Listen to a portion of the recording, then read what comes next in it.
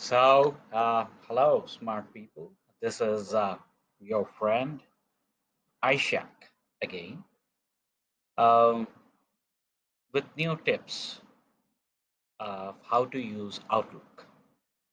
So, today I'm going to show you guys what needs to be done when you're sending an email and you want to um, set it on high priority. Um, okay, so first of all, we are going to add an email address. This email is to. That means the person you're sending it to, and this the second uh, the CC is the person you want to copy on this email. So I'm going to add this. So I'm going to write a subject test, and now we are going to enter the email body here, and I'm going to put it as text. Now the main thing, what we need to do for setting this email on high priority or on high importance, what needs to be done? It's very easy and simple, and as you know that I make things very simple.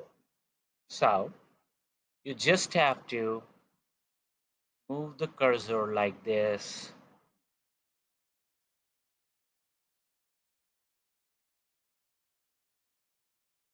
At the top, yesterday we have learned about attach file. Just go to a little bit right hand side, and in this column you would be able to view this sign, which is of high importance. You're setting this email for high importance. That means high priority. You just have to click on it like this. That's it. And after that, you just go ahead and send your email with high priority.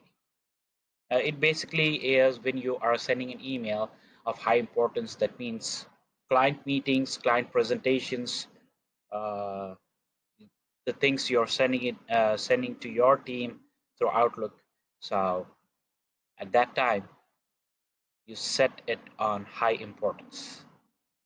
It is used at that time. So just go ahead and send this email like this, and voila, your email has been sent with high priority. So that's it for today, guys. And I'm going to be back with you guys in the next video. I'm going to let you know more tips on how to use Outlook. Till then, this is your friend signing off, and do subscribe to my channel. You have a great day.